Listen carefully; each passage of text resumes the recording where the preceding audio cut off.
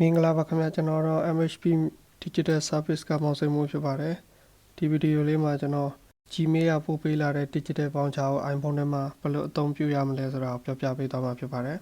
ပထမအဆင့်အနေနဲ့ကျွန်တော်တို့ App Store ထဲကိုသွားပါမယ် App Store ထဲက Adobe Acrobat ဆိုတဲ့ application ကိုသွားပြီး download ဆွဲပါမယ်အကယ်၍ download ဆွဲပြီးဆိုရင်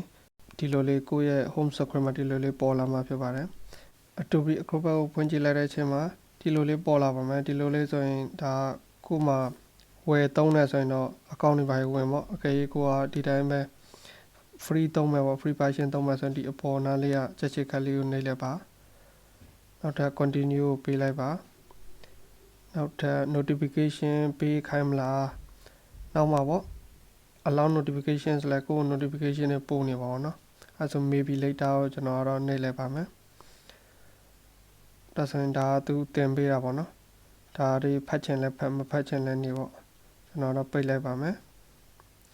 ဟုတ်ကဲ့ပါဒါဆိုရင်ကျွန်တော်တို့ပထမအဆင့်ပြီးသွားပါပြီ Adobe Acrobat ကိုကိုယ့်ရဲ့ iPhone ထဲကိုထည့်သွင်းပြီးသွားပါပြီဒုတိယအဆင့်အနေနဲ့ကျွန်တော်တို့ဒီညာဘက်တောင်နားလေးမှာရှိတဲ့ file ဆိုတဲ့ဟာအပြာရောင်လေးတွေကိုသွားပါမယ်အဲ file ကိုဘယ်နှမှာရှာလို့ရလဲဆိုတော့ဒီလို application စုထားတဲ့ထဲကနေဒီတိုင်းပေါ့အဲ့ဒါနဲ့သွားယူလို့ရပါတယ်ကိုယ့်ရဲ့ home screen မှာတင်ထားလဲဒီတိုင်းနေပြီးဖွင့်လိုက်အောင်ပါပဲအဲ my file ထဲမှာဒုတိယအဆင့်လောက်ရမယ့်ဟာတော့ on my iPhone ထဲကိုသွားပါပြီးရင် Acrobat ဆိုတဲ့ folder တစ်ခုရှိပါတယ်နောက်တစ်ခုကကိုယ့်ရဲ့ print ထုတ်လိုက်တဲ့အချိန်မှာတင်ဆက်ဖို့ folder တစ်ခုစောက်ပါမယ်အဲ့ဒါစောက်ဖို့အတွက်အပေါ်ညာဘက်တောင်နားလေးအဆက်30ကိုနှိပ်လိုက်ပါမယ်နှိပ်ပြီး new folder ဆိုတဲ့ဒုတိယအကြောင်းကိုနှိပ်လိုက်ပါမယ်ဒါဆိုရင် folder အသစ်တစ်ခုရပါပြီအဲ့ဒါဆိုရင် shop number 1ပေါ့နော်ကျွန်တော်တို့ sign တွေအများကြီးရှိတယ်ဆိုရင်ဒါ shop number 1အတွက်ပေါင်းချဆိုရင် shop number 1ပေါ့ shop 1 print ပေါ့နော် printed print လုပ်မဲ့ပေါင်းချတဲ့တိန်းတဲ့နေရာပေါ့စားသဖြင့်မှာကိုယ်မှာဆိုင်လင်းကားဆိုင်ရှိရဆိုရင်လည်း shop 1 2 3 4ကိုခွဲထားပါတော့ဘာလို့ဆိုတော့ပြန်ရှာရလွယ်အောင်လုပ်ပါအဲ့ဒါဆိုရင်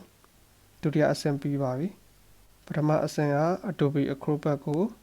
iPhone ထဲကိုထည့်သွင်းမယ်အဲ Adobe Acrobat ကို App Store ကနေယူမယ်ဒုတိယအဆင့် My File ထဲကိုသွားမယ် My File ထဲကနေ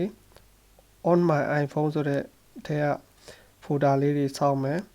ပြီးရင် Acrobat folder ရှိမရှိလဲကြည့်မယ်ရှိပြီဆိုရင်အဆင့်ပြေပြီဒါဆိုဒုတိယအဆင့်ပြီးသွားပြီတတိယအဆင့်က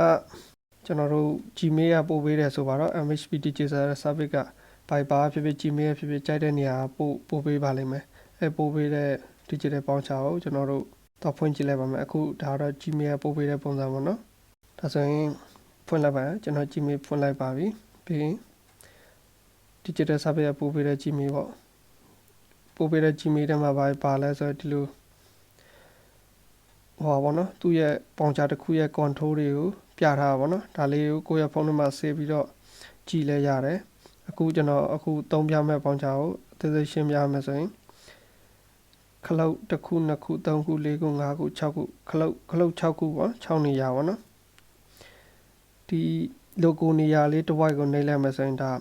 ဒီပေါင်ချဖြည့်ထားတဲ့ဟာအကုန်လုံး clear လုပ်ပေးမှာဖြစ်ပါတယ်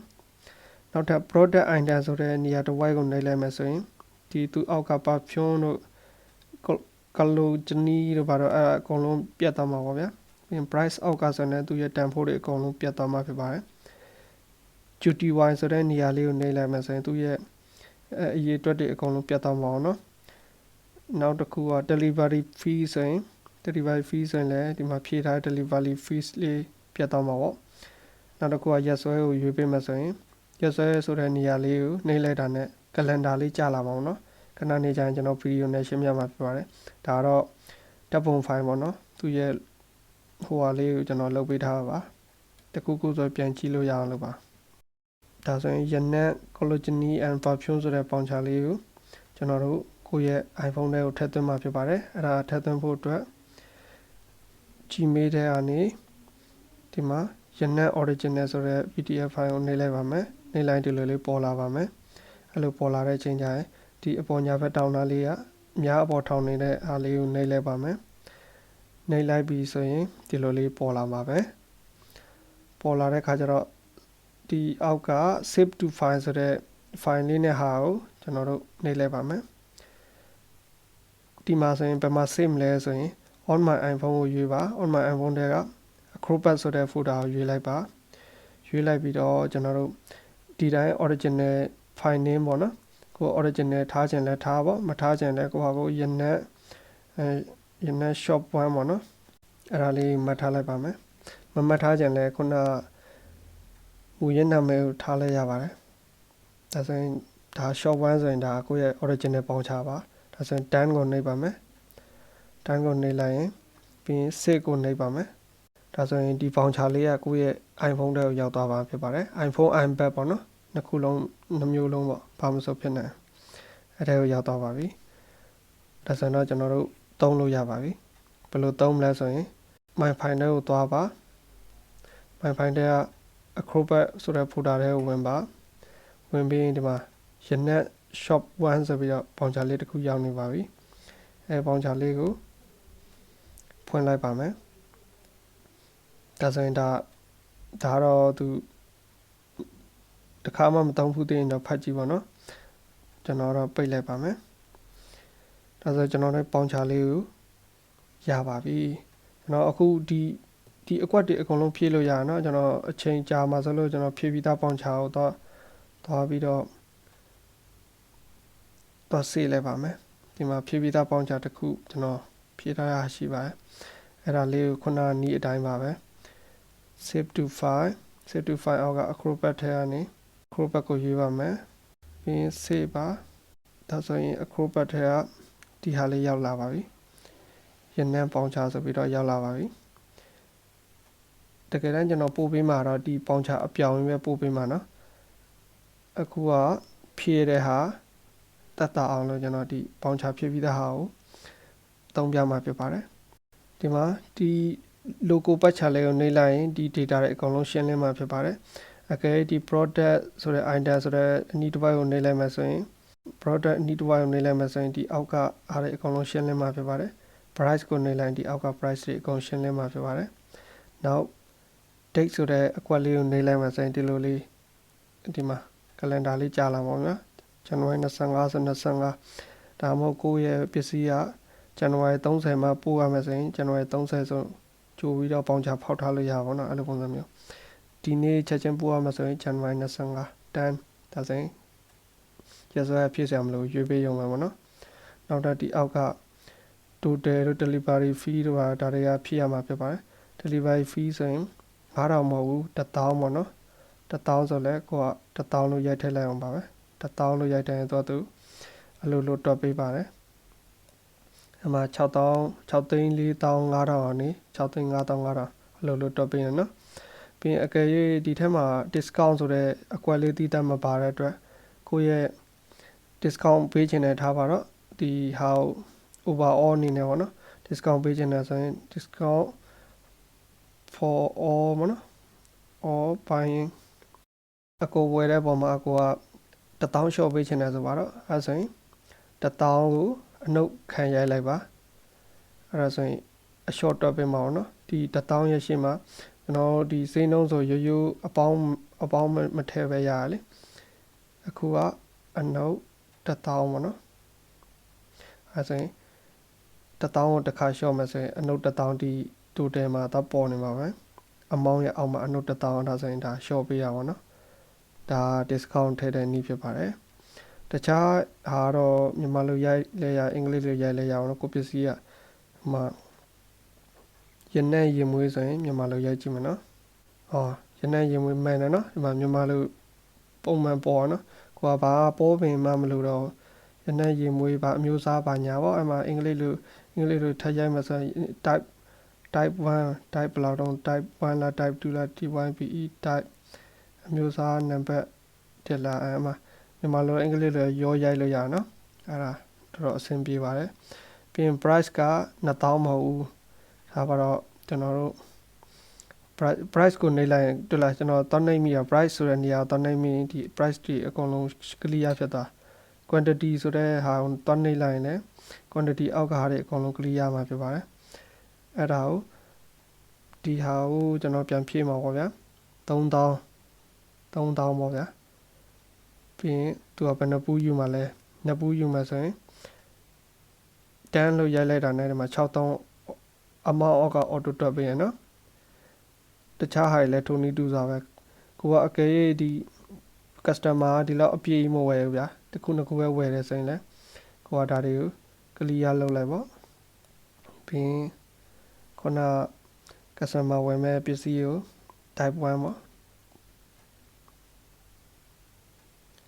အဲသူနှစ်ပူးဝယ်တယ် delivery ခါကသူက1000တော့မကြောက်9500လောက်ကြာမှာဗျာနည်းနည်းဝေးရဲဆိုတော့သူကအဲဆိုရင်10ဒါဆိုရင်နှစ်ပူးဆိုတော့6000ဟိုမှာ9500ပေါင်းရင်6500ဒါဆိုအော်တိုပေါင်းပြီနော်ပြီးရင်ဒီရက်စွဲတွေကလည်းခလုံးနှိပ်လိုက်တာနဲ့ဒီမှာတော့ရွေးပေးလို့ရတယ်ဒီ customer နာမည်တွေကကိုရိုက်ထည့်လို့လည်းရတယ်ဒါမှမဟုတ်ကျွန်တော်တို့ business suite တို့ messenger တွေကနေ copy paste လုပ်လည်းရပါတယ်ဒီဖုန်းနံပါတ်တွေကလည်းအဲ့လို copy paste လုပ်လို့ရပါတယ်ဒီလိပ်စာတွေကလည်းမြန်မာလိုရိုက်လို့ရတယ်အင်္ဂလိပ်လိုရိုက်လို့ရပါတယ်အကုန်လုံးမန္တလေးဆိုရင်မန္တလေးပေါ့ဟုတ်ကဲ့ပါဒီမှာမန္တလေးမြို့ဆိုမန္တလေးမြို့နော်အမှန်ပေါ်ပါတယ်မစိုးဘူးပေါ့ဗျာပြောမှဆိုမြန်ဆန်နဲ့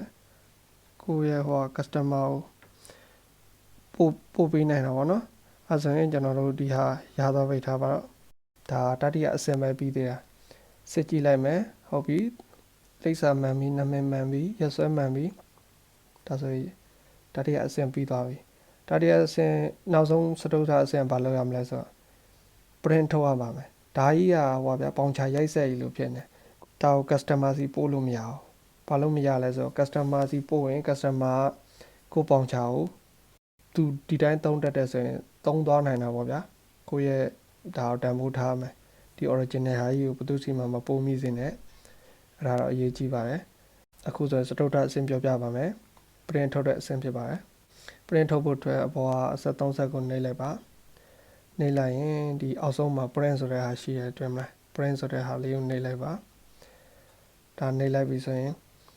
paper size ကိုရွေးပါ paper size ကကျွန်တော် A4 နဲ့လုပ်ပေးထားဆို A4 ကိုရွေးလိုက်ပါပြီးရင် printer ဒီမှာပေါ့နော်ကိုယ့်ရဲ့ printer ချိတ်ထားတဲ့ဆိုဒီနားမှာလာပေါ်နေမှာပေါ့အခုနောက်ပိုင်းတွေက wireless printer တွေပါတယ်ဖုန်းနဲ့ print လုပ်လို့ရတဲ့အကုန်လုံးရှိပြီဆိုတော့ကိုဖုန်းမှာ application တင်ထားဒီမှာလာပေါ်နေမှာနော်ကျွန်တော်ဒါရိုးရိုး PDF နဲ့ပဲ print လုပ်လိုက်ပါမယ်ဒါ print လုပ်လိုက်ပြီဆိုရင် save to file နော်ဘာမှမလုပ်ရသေးဘူးနော် save to file ဒါမှမဟုတ်တိုက်ရိုက်ပို့ချင်တယ်ကိုမှဘာဖြစ်ဖြစ် email ဖြစ်တိုက်ရိုက်ပို့ချင်လဲရွေးလို့ရတယ်ကျွန်တော် recommend ပေးတာကတော့ save to file ကိုနှိပ်ပါ save to file ကိုနှိပ်လိုက်ခြင်းအပြင် short one printer ကိုရွေးလိုက်ပါကျွန်တော်ခုနဖန်တီးပေးတဲ့ဟာပြီးရင်ဒါဆိုရင်မောင်စိန်မှုဝယ်တဲ့သူမောင်စိန်မှုဆိုတန်းလောက်လိုက်ပါပြီးရင် save ကိုနှိပ်လိုက်ပါဒါဆိုရင်ကျွန်တော်တို့ရနံ့ပေါင်ချလေးကိုဖန်တီးပြီးသားဒါဒီ original ပေါင်ချနော်နောက်တစ်ယောက်လာဝယ်ပြီဆိုရင်ဘာလုပ်ရမလဲဆိုရင်ဒီ logo နေရာကိုနှိပ်လိုက်ပါဒါဆိုအကုန် clear ဖြစ်သွားတယ်ရက်စွဲကတော့ clear မထားဘူးเนาะဘာကြောင့်လဲဆိုတော့ရက်စွဲကဖြည့်နေရမှာပဲဒီနံပါတ်တွေကလည်း clear မထားပေးပါဘူးဘာကြောင့်တော်ရိုက်နေရမှာဆိုလို့ပါဟုတ်ပြီ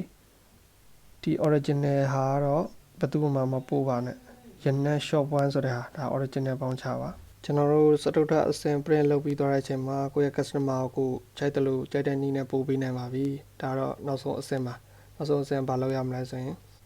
my file နဲ့တော့ပါ shop one printer ဆိုတဲ့ဟာဖန်တီးထားတာရှိပါတယ်အဲ့ထဲကိုသွားပါဒီဟာကိုဖွင့်လိုက်ပါဒါဆိုရင်မောင်စိန်မိုးဆိုတဲ့ဟိုပါပေါ့နော်ဈေးဝယ်တဲ့သူကိုဒီပေါင်ချာကိုပို့ပေးလို့ရတယ်အောက်နားလေးကဒီများလေးနှိပ်လိုက်တာနဲ့ဒီမှာပေါ်လာမှာဖြစ်ပါတယ်Viber ဆိုရင် Viber ကိုလမ်းပို့ပေးလိုက်ပါ Viber ကိုပို့ပေးလိုက်မယ်ဒီလိုလေးပေါ်မှာမောင်စိန်မိုးပို့ပေးရင်ဒီသူ့နာမည်ကိုရွေးပေးလိုက်အောင်ပါပဲဒါ Viber နဲ့ပို့ရနည်းပေါ့ email ဆိုရင်လည်းဒီတိုင်းပဲတိုက်ရိုက်ပို့လိုက်အောင်ပေါ့နော်ဒါဥမာသူဘယ်သူတော့